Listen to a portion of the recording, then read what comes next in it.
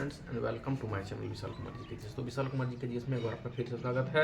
जैसा कि हम प्रत्येक दिन नई नई जानकारी आपके बीच लेकर आते रहते हैं और आज हम फिर एक नई जानकारी के साथ आपके बीच हाजिर हुए हैं और फिर से श्रृंखला है कंपटीशन से जुड़े हुए एग्जाम में उठने वाले प्रश्नों की। जी हाँ, हम जो प्रत्येक दिन नई नई जानकारी आपके बीच लेकर आ रहे हैं, जैसे SSC, railway, MTS, PPSC, BSSC, यहाँ तक कि UPSC जैसे टफेस्ट एग्जाम में भी उस प्रश्न को एक बार नहीं, दो बार नहीं, बार बार दोहराया जाता है।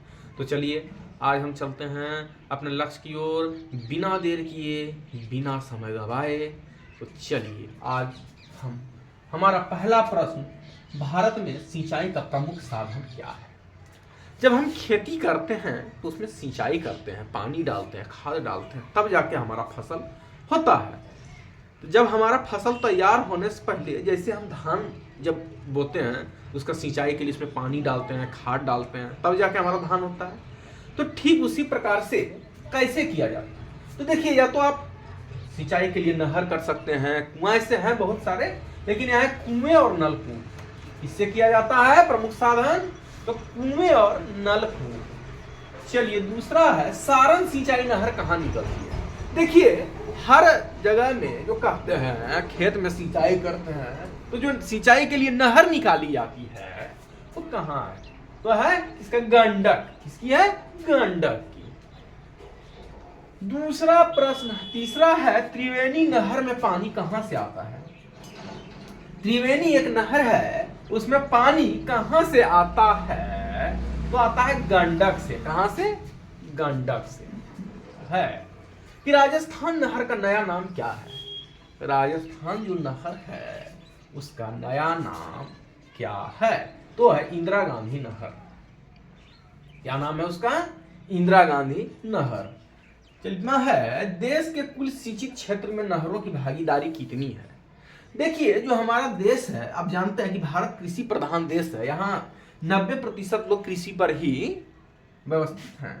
तो जब हम अपने खेतों में सिंचाई करते हैं नहर के द्वारा, कुओं के द्वारा, नलकूप के द्वारा या ट्यूबवेल नदी में डाल के जो हम अपनी फसलों में पानी देते हैं, तो उसका जो यहाँ पर पूछा गया कि भागीदारी है वो कितनी है? तो 31.1%। कितनी है? 31.1%। चलिए अब हटमा है, भारत में सबसे बड़ी जनजाति। अब उठाइए, भारत में सबसे बड़ी जनजाति तो कौन है? गोंड है। कौन है? गोंड है। चलिए प्रश्न, भील जनजाति कहां पाई जाती है? भील जनजाति कहां पाई जाती है? तो महाराष्ट्र में। महाराष्ट्र में पाई जाती है। चलिए अब है, गद्दी लोक निवासी कहां के हैं? गद्दी लोक निवासी कहां के हैं? तो है हिमाचल प्रदेश। कहां के हैं? हिमाचल प्रदेश के हैं। नौमा है, महाजनपद कितने हैं? अब यहां पूछिए, महाजनपद कितने हैं? 16। 10वां और अंतिम प्रश्न, अम्बती की राजधानी कहां है? Where is the capital of Avanti? Capital of Avanti yes Ujjain. कहां है?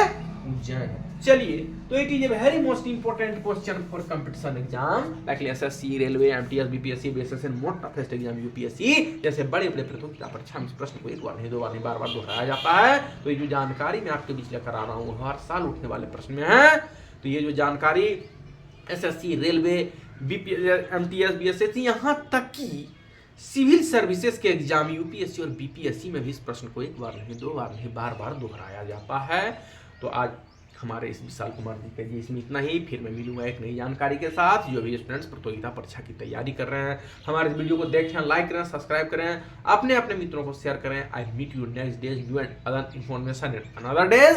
That of this students prepare of civil services exam UPSC and BPSC. Watch my video, like, subscribe, and in this video. Thank you.